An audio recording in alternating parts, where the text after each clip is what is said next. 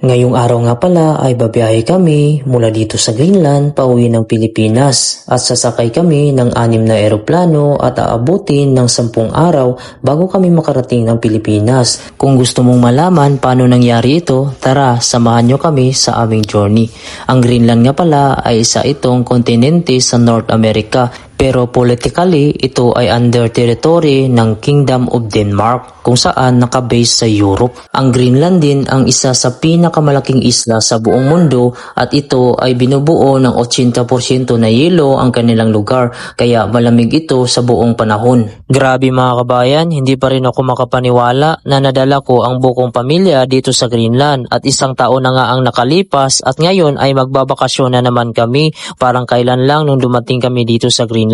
Mula dito sa Nuuk, capital city ng Greenland ay babiyahe kami ng 4 na oras at kalahati papunta ng Denmark kung saan ito ang nakasakop sa lugar ng Greenland ang Denmark at nakabis ito sa Europe. Sobrang saya nga nitong panganay ko kasi alam niyang uuwi na kami ng Pilipinas dahil nga namimiss niya na daw yung mga kaibigan niya, mga uncle niya at kamag-anak. Mas gusto niya kasi magstay sa Pilipinas kasi marami siyang kaibigan kumpara dito sa Greenland na kung saan malamig talaga dito sa buong taon at medyo mahirap dito yung weather. Itong panahon na ito ay summer pero makikita mo grabe naman yung mga iceberg at yelo ay hindi pa rin natutunaw. Hindi din siya normal kapag natunaw yung mga iceberg dahil magkukos ito ng overflow sa lahat ng level ng dagat sa buong mundo. Kaya ito ay isa sa iniingatan nila na hindi matunaw at pagkaubos ng mga yelo.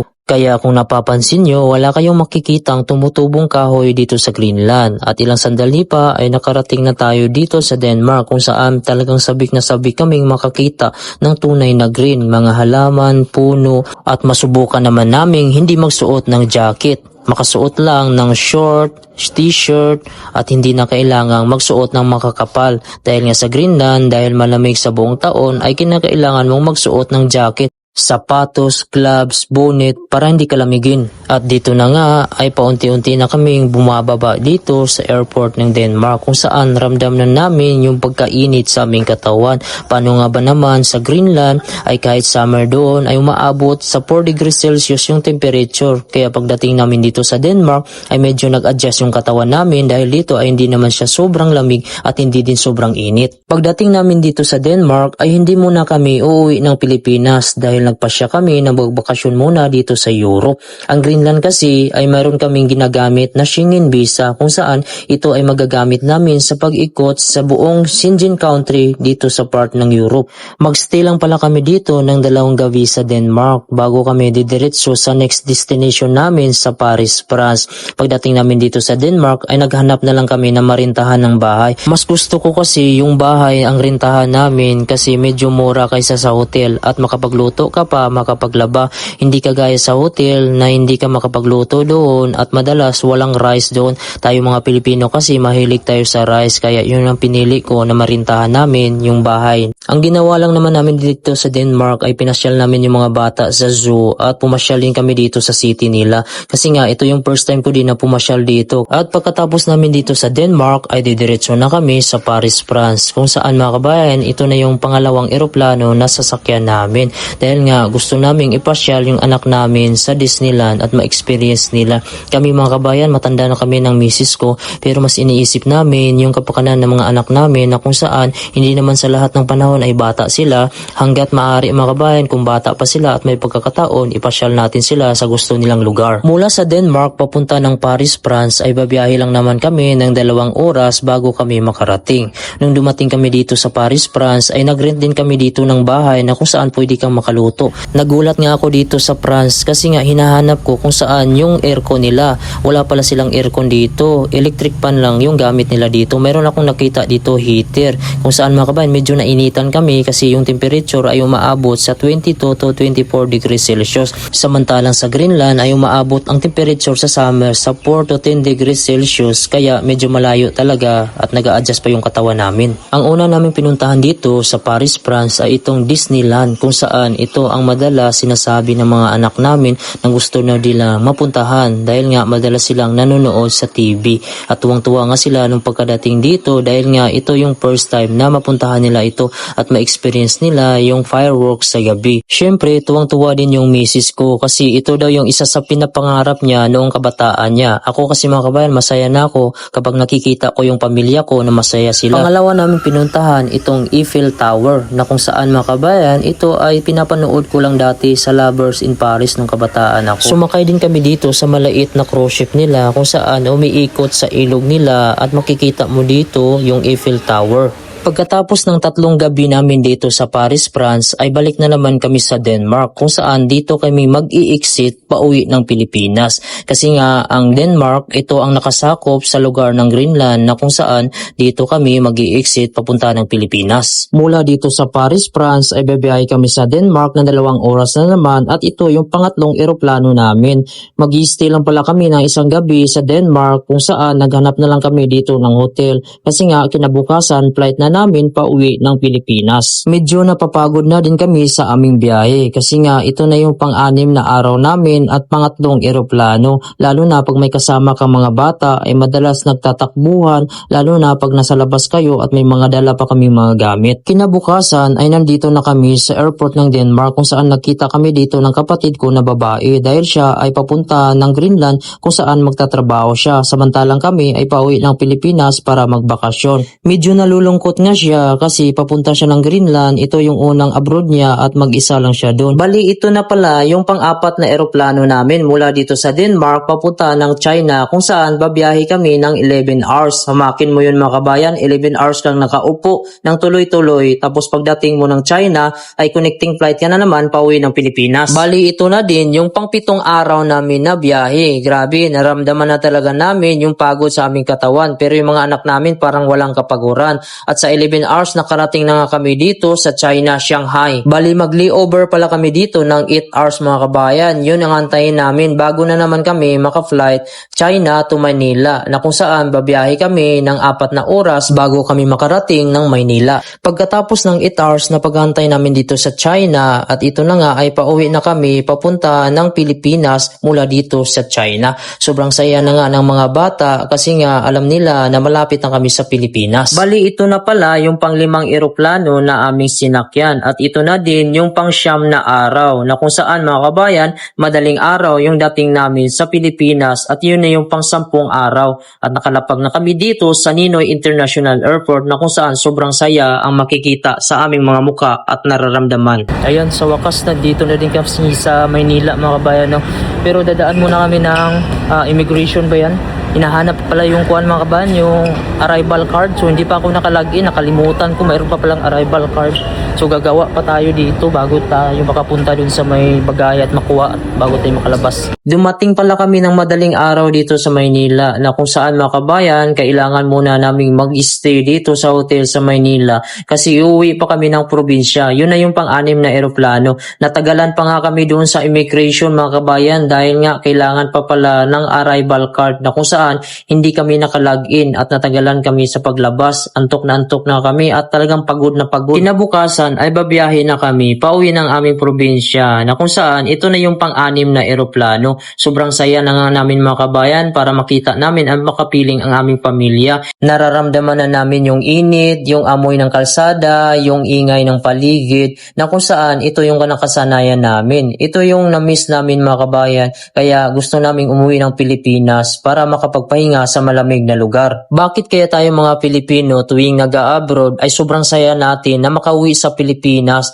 lalo na makita ang sariling bayan natin kahit hindi naman maganda yung ating kalagayan dito minsan. Kung may maganda lang sana akong opportunity dito sa Pilipinas ay hindi na talaga ako mag-a-abroad mga kabayan kasi napakahirap sa abroad kahit kasama mo pa ang buo mong pamilya. At ito na nga mga kabayan, nakita na namin yung aming mga magulang, ang aming mga auntie. Grabe talaga mga kabayan, walang paglagyan yung saya namin ang makatungtong dito sa lupang sinilangan kung saan lumaki talaga kami mga kabayan. Pero lingid sa aming kaalaman mga kabayan, itong time na to ay hindi namin inaasahan na may mangyayari pala na hindi maganda kinabukasan pagdating namin dito sa lugar ng Jensan dahil nagkaroon nga dito ng lindol.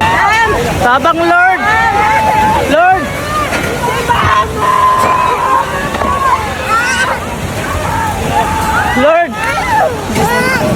Tabang Lord!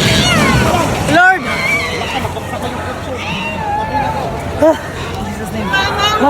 Si Mama! Si Mama! Si Mama! Lord, tabang Lord! Si Mama!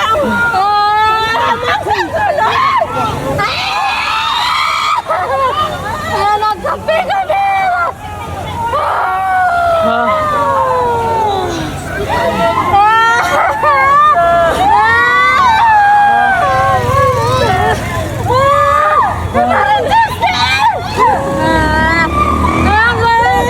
Wait lang, relax lang, relax lang.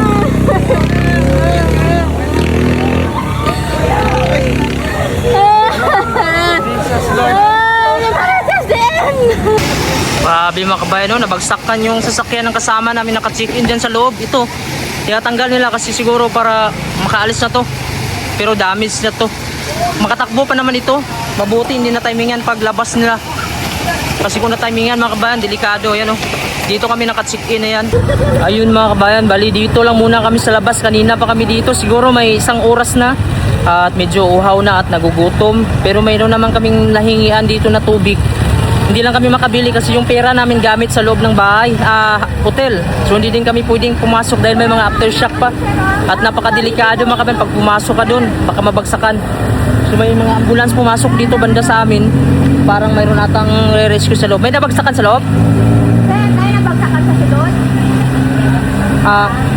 Mag-check lang yan sila. May mag-check mga kabayan para kung clear or pwede na pumasok sa loob. Akala ko mga kabayan, katapusan na talaga namin. Kasi grabe ang lakas talaga ng lindol. Halos hindi ka makagapang takbo. Si Mrs. ay nabagsak siya kasi nung nangyari kasi nasa kwarto kami, nagsisilpon ako, gising na kami. Tapos ngayon, kuhan mga kabayan, yumanig. Biglang kinuha ni Mrs. Yamaya. Tapos si Axel ito, gising naman din ito. Tapos sabay kami takbo sa kuhan kasi kami, first floor. Hagdan kami dumaan, si Mrs. Bitbit niya ito si Yamaya. Pag bitbit niya kay Amaya, parang mababagsak sila. Tapos baba, inahabol ko si Mrs. Inalalayan ko sa likod. Baka matumba kasi ang hirap itakbo pala pagka na may lindol. Yumayanig pa yung building. Pagbaba namin mga kabayan doon sa ground floor, bumagsak na talaga si Mrs. kasi sa sobrang lakas. Malapit na kami sa bituan na exit. Pag exit namin, ayun na. Kinuha ko na si Mrs. dahil nabagsak na sila. Gapang ng gapang ako. Kinukuhan ko talaga na makaalis kami kasi yung hallway kasi yung dinaanan namin sa gilid. Nagsibagsakan na. Mabuti hindi kami tinamaan. Salamat sa Diyos, nandito kami sa labas.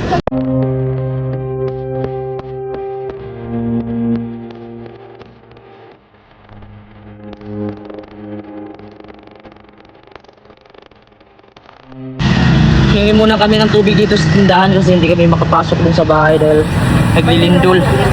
Baka may mga aftershock pa. Wow na uhaw kami mga kabayan, saka init na. Bago pa kami sa panahon. Grabe yung katawan ko, parang binugbog. Ito si Maya. Grabe, akala ko talaga katapusan. Akala ko katapusan na talaga. Grabe. Kami na po parang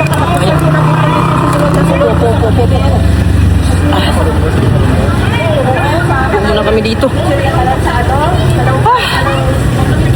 Grabe. At yun na nga mga kabayan, dahil sa lindol sa Jinsan, minabuti na lang namin na umuwi dito sa North Cotabato kung saan bumiyahe pa kami ng 6 hours mula sa Jinsan bago makarating dito talaga sa lugar namin kung saan kami nakatira.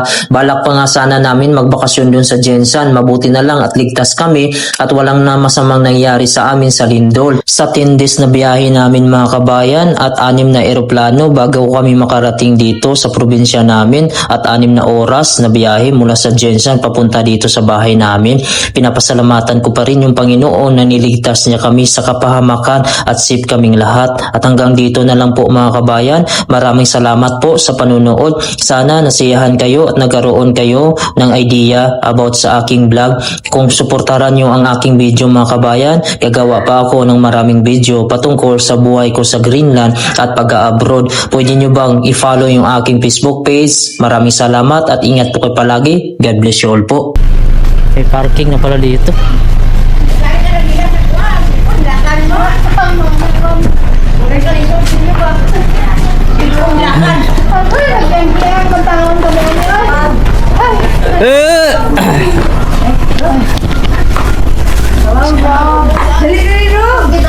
Asa si Andre?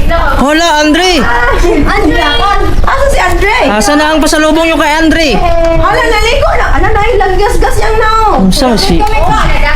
nadagma. Atay ni. Pura yung lang si Chang-Chang. Okay lang na. Yes, kay Lolo. Wala, kamatoy guys. Sino si Amay? Archie. Please, Lulu. Please, Lulu. Let's Lulu. Please. Kalimut ka sa kuwahaw. Oh, Andre na po. Andre, let's Andre. Sunod. Ano ba yung gusto? Spider-Man? Okay. Oh, ayos, Andre. Butang-bula ko kayo na.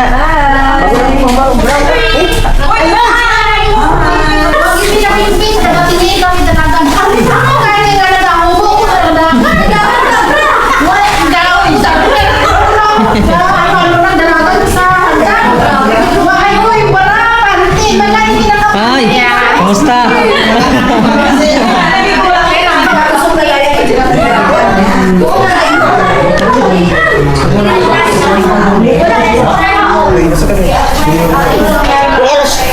Alas 4 media pa ko, rin ako. Laon, dili man may. Agay. Nandito kami sa labas, nagluluto kami ng ulam namin. Ito yung unang ulam namin dito ngayong pagdating namin. So, pakita ko yung ulam namin ha. Ito dito namin niluto sa labas. Wala pa kasi kaming kuhan dito. Pwede na butangan na rin kuhan bang no? Tupan. Dirty kitchen ba? Oo. Para kung magulan ba? Tingnan natin yung niluto nila na kuhan. Oo eh. Native daw to na manok. Ayan, bisayang manok oh. Napakasarap yung sabaw niyan. Lagyan pa yung sabaw mamaya no? Ito na yan. Oo, okay na yan. Para Okay na yan. malasa talaga. Malunggay. Malunggay. Wala kayo. Hindi pa nalagyan malunggay. Tapos ayan, Tahan mo, masarap. pangpalakas yan. Wala na ko ng lapti. So ito na mga kabayan, siguro luto na yung ulam namin. Ayan o, gutom na si Mamang oh. Kailangan ka ni Mang? Okay lang si Monitib? Alam mo, native manok. May papaya, may malunggay, ayan oh. Yan, medyo konti lang yung sabaw para malasa. Ha? Abutangan mo sa baba? Hindi na. Yan. So, masarap yung ulam namin. Ito yung unang ulam namin ngayon. Bagong dating. Meron pa yung mga pamilya ko dun sa taas. Nandito yung mga pinsan ng misis ko kasi taga Jensan sila. Mayroon kasing kuwan doon, lindol nung nandun kami. So yung bahay nila wasak. Biyak yung bahay nila, hindi pwedeng matirhan. So wala pa naman silang pasok. So sabi ko sa misis ko na dito na lang muna sila mag-stay pag wala pa naman silang pasok. Kasi wala pa silang matirhan doon sa Jensan. Yung mga magulang kasi nila nasa abroad, nasa labas ng bansa. Ayan po. Si Axel. Kain na kayo, kain na. Enjoy. Ito yung mga pinsan ng misis ko. Sa side ng misis ko naman.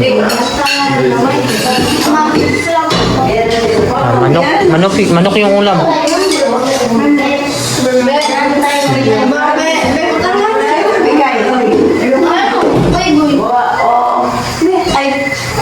Sino bigay? Anong pangalan? Anong pangalan to? Bakit hindi Axel? Tikman natin yung native. Tagal hindi nakatikim. 1 taon. Ayun lang. Sarap pag may kalabasa manunggan. May kamunggay oh. Sold. Ang kaldero namin yung upan. Kaldero. Ganhan lang ito. Mamang. Kita niyo yung kaldero mo. Nagluluto ko sila may doon sa labas. Minsan pag bilang gasol ba?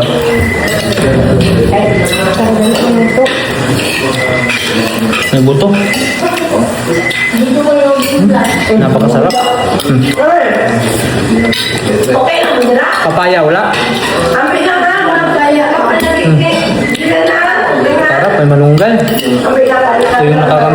pagkain dito. Wala kasi ito sa Greenland.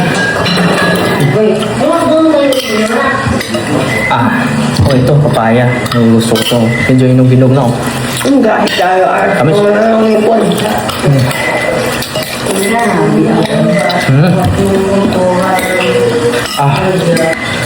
Pabusog tayo. Padulot mo si mama mo. Mama, nagkaon lang. Ay, nagkaon niya. Okay, makalaki. Kaon pa ba? Kanon pa oh. Galing pa. Gusto nga lang pa. Tinapay. Niya makaon mo niya cake. Ito lasing pa. Diyan na ito sito. Wala na cake. Kunti na lang. Harap. Ganahan sila. Labi na. Oh, lami na. Perfect na. Ito ko na ba sa ila? Galit na kung tayo may sumay na. Kanin pa tayo pag natlog. Kita ka na. Wala yung sabon din mo. Ay, wala na. Ang ulam.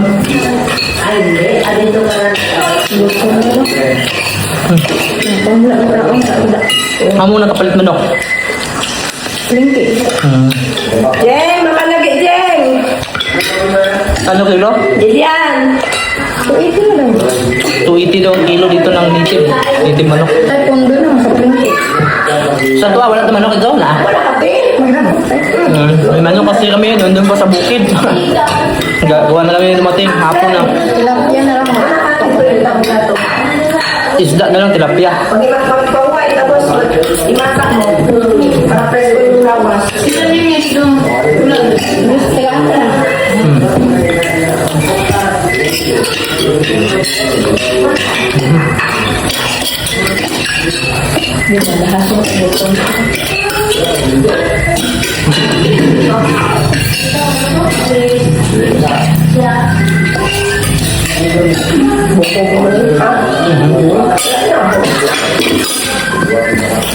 Pinasok-sok lang.